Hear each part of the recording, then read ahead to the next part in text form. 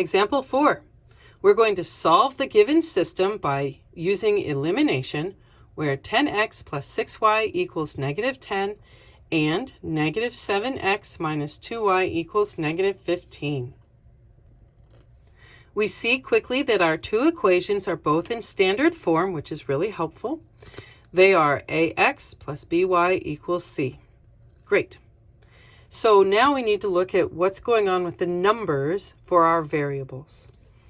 X's have a 10 and a negative 7. Well, that's no good. And our y's have a 6 and negative 2. That may be better than you actually realize. Okay. So while these four variables, they're just not related in initial appearance. None of them have the exact same coefficient. 10 and 7, there's no quick way to adjust one of those so that they'll both match by multiplication. However, with the y's, we can multiply 2 times 3 to make 6.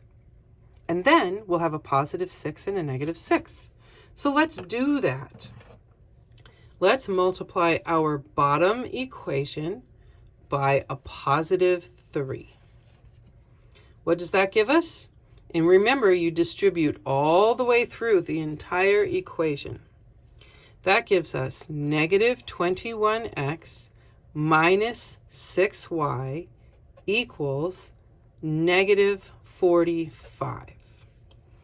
And then our top equation, which we haven't adjusted at all, we're just going to bring it down. So we have 10x plus 6y equals negative 10. All right. So now we're in the same ax plus by equals c order, and our y values have the same have the same coefficient, while one of them is positive and the other is negative, which is exactly what we wanted. We did this on purpose so that when we add straight down, the y's are going to cancel out. And now we can solve for x. Adding straight down, negative 21 plus 10, well, that's negative 11x, and negative 45 minus 10 more is negative 55. Let's divide on both sides of the river with a negative 11, and x equals positive 5. That was the hard work. Now we're ready for the easy work. Let's bring it home. Okay, we're going to substitute this 5 back into one of our original equations. We need to go solve for y. So which equation are you going to use? I decided to use my top equation.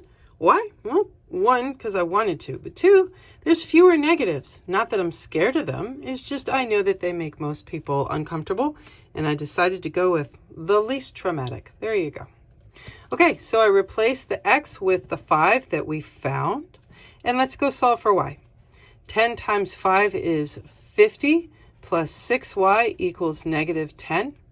We'll subtract that 50 on both sides of the river, giving us 6y equals negative 10 minus 50 more, which is negative 60.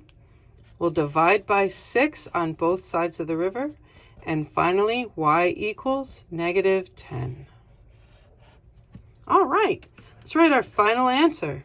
The solution for this system of equations, written in the order of x and then y, is the coordinate point 5, negative 10.